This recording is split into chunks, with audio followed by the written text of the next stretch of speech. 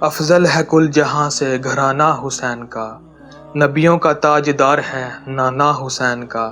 ایک پل کی تھی بس حکومت یزید کی، صدیاں حسین کی ہیں زمانہ حسین کا۔ جب امام حسین علیہ السلام کا ظہور ہوا تو اللہ کے رسول نے امام حسین کو گود میں لیا اور کچھ لمحے بعد دیکھتے ہی دیکھتے آپ غم زدہ ہو گئے۔ بی بی فاطمہ سلام اللہ علیہا نے پوچھا، بابا آپ اس خوشی کے موقع پر غم زدہ کیوں ہیں؟ اس پر اللہ کے رسول نے فرمایا، فاطمہ میں وہ وقت دیکھ رہا ہوں کہ جب میرا یہ نواسا کرب و بلا کے میدان میں بھوکا اور پیاسا شہید کیا جائے گا۔ بی بی فاطمہ نے عرض کیا، بابا کیا تب آپ ہوں گے؟ آپ نے فرمایا نہیں۔ بابا علی ہوں گے؟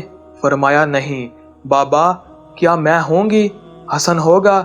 فرمایا نہیں۔ یہ سننے کے بعد بی بی فاطمہ زارو قطار رونے لگی اور عرض کرنے لگی، بابا تو پھر میرے تنہا حسین پر کون روئے گا؟ اللہ کے رسول نے فرمایا، فاطمہ اللہ ایک ایسی قوم پیدا کرے گا جو حسین پہ روئے گی۔ اس قوم کے بچے حسین کے بچوں پہ روئیں گے، اس قوم کے بوڑھے حسین کے بوڑھوں پہ روئیں گے، اس قوم کی عورتیں حسین کی عورتوں پہ روئیں گی۔ بس وقت گزرتا گیا۔ جب امام حسین کو پتہ چلا کہ یزید اسلام کو تباہ و برباد کرنا چاہتا ہے تو امام حسین یزید کو روکنے کے لیے 2 محرم 61 ہجری کو اپنے 72 جانثاروں کے ساتھ میدان کربلا آ پہنچے۔ اس کے بعد فوج یزید نے 7 محرم کو امام حسین اور ان کے ساتھیوں پر پانی بند کر دیا۔ یزید نے یہ حکم بھجوایا کہ حسین اگر میری بیعت نہ کرے تو اسے قتل کیا جائے۔ فوج یزید جو نواسہ رسول اور ان کے خاندان کو گھیرے ہوئے تھی، انہوں نے طے پایا کہ 9 محرم کے دن حسین اور اس کے پورے خاندان کو قتل کر دیا جائے۔ امام حسین نے غازی عباس کو بلایا اور فرمایا، عباس جاؤ فوج یزید کے پاس اور میرا پیغام دو کہ حسین کہتا ہے کہ ہمیں ایک رات اللہ کی عبادت کے لیے دی جائے۔ یہ سنتے ہی فوج یزید ہنسنے لگی اور یہ فیصلہ ہوا کہ جنگ 9 محرم کو نہیں بلکہ 10 محرم کو ہوگی۔ امام حسین نے شب عاشور تمام ساتھیوں کو بلایا اور فرمایا، عباس چراغ بجھا دو، اور فرمایا، اے میرے چاہنے والو، یہ جو فوج ہے یہ میرے نانا کے دین کی دشمن ہے۔ ان لوگوں کو میرا خون چاہیے، میرا کٹا ہوا سر چاہیے۔ تم لوگ بے قصور ہو، تم لوگ یہاں سے واپس چلے جاؤ، میں تم لوگوں کی جنت کا ضامن ہوں۔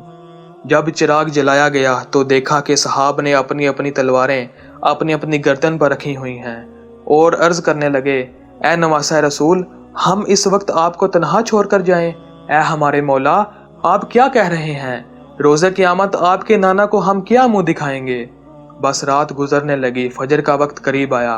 امام حسین علیہ السلام نے جناب علی اکبر علیہ السلام سے فرمایا، اکبر اذان دو۔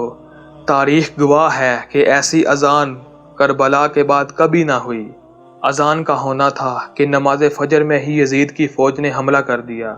ایک ایک امام کا چاہنے والا امام کے قدموں پہ قربان ہوتا رہا، کبھی حر، کبھی جون، کبھی اونو محمد، کبھی حبیب، کبھی جناب عباس، کبھی شہزادہ قاسم، کبھی علی اکبر اور کبھی معصوم علی اصغر۔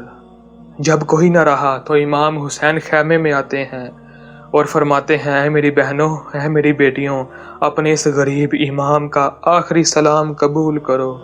اس کے بعد امام حسین میدان میں چلے جاتے ہیں۔ ایک طرف فوج یزید اور دوسری طرف اکیلے امام حسین کھڑے ہیں۔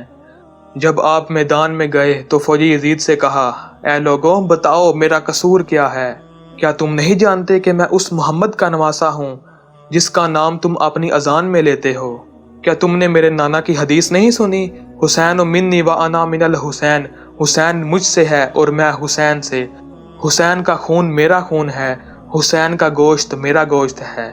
میں وہ ہوں جسے تمہارے نبی نے اپنے کندھوں پہ بٹھایا، میں وہ ہوں جس کے لیے تمہارے نبی نے اپنے سجدے کو طول دیا۔ آج تم نے اس حسین کو رلایا ہے، تم لوگوں نے اپنے ہاتھوں سے اپنی جنت گوائی ہے۔ بتاؤ کیا میں نے کوئی نماز قضا کی ہے؟ بتاؤ کیا میں نے کوئی روزہ قضا کیا ہے؟ کیا میں نے کسی کا حق کھایا ہے؟ بتاؤ میرا قصور کیا ہے؟ بس یہ کہنا تھا کہ لوگوں نے کہا، تمہارا قصور یہ ہے کہ تم علی کے بیٹے ہو۔ امام حسین علیہ السلام نے فرمایا، وہ علی جو اسلام کا محافظ تھا، آج اسی کی اولاد کو قتل کر رہے ہو؟ اتنے میں شمر کہنے لگا حسین کی باتیں نہ سنو، اس پر حملہ کرو۔ امام حسین پر حملہ کیا گیا۔ تاریخ نے تحریر کیا کہ آج سے پہلے ایسی جنگ کبھی نہ ہوئی۔ ہزاروں لوگ فنار ہوتے رہے۔ علی کا شیر علی کی ذوالفقار لیے اپنے نانا کے گھوڑے پر سوار ہے۔ علی کے لال نے اس طرح وار کیے کہ فوج یزید بھاگتے بھاگتے کوفے جا پہنچی۔ عمر بن سعد شمر سے کہنے لگا، شمر اب تک خاموش کیوں ہو؟ حسین پر حملہ کرو۔ شمر کہنے لگا، میں جاؤں گا تو مر جاؤں گا۔ ارے ہم حسین کے بیٹوں سے نہ لڑ سکے تو حسین سے کیا لڑیں گے؟ تم جاؤ اور خیموں کو آگ لگا دو۔ اور عمر بن سعد کہنے لگا، ہرملا تم حسین پر تیر چلاؤ۔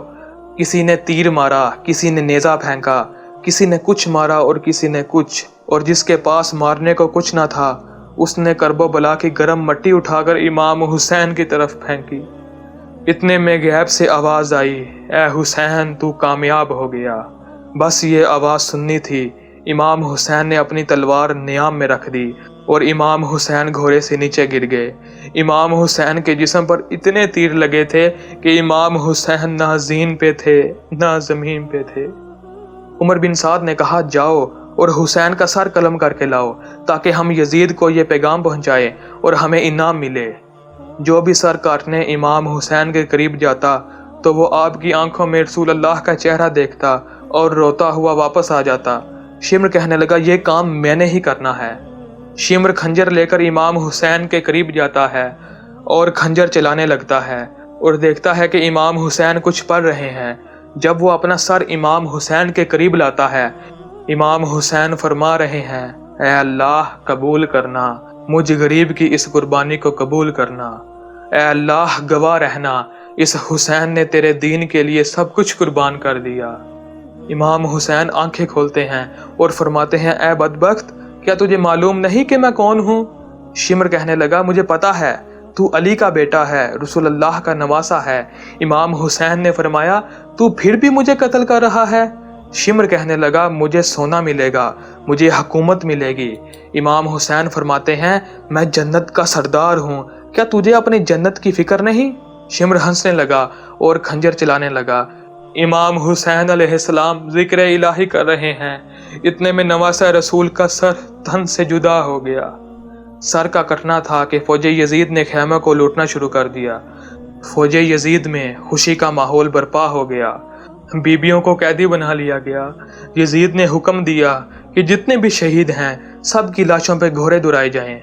تاریخ نے لکھا جتنے بھی شہید تھے سب کا کسی نہ کسی قبیلے سے تعلق تھا۔ کوئی کہنے لگا جون ہمارے قبیلے سے ہیں، کوئی کہنے لگا عباس ہمارے قبیلے سے ہیں، تو کوئی کہنے لگا فلاں ہمارے قبیلے سے ہیں۔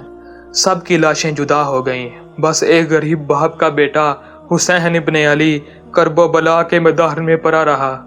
امام حسین علیہ السلام کی لاش پر گھوڑے دورائے گئے۔ امام حسین کی لاش پامال ہوتی رہی۔ امام حسین کا سینہ اور پشت ایک ساتھ ہو گئے۔ جہاں امام حسین کی لاش پامال ہو رہی ہے اور وہاں فوج یزید جھوم رہی ہے۔ 61 ہجری کا 10 محرم وہ واحد دن تھا جس میں اندھیرا وقت سے پہلے ہو گیا۔ سلام ہو کربلا کے شہید نواسہ رسول امام حسین علیہ السلام پر۔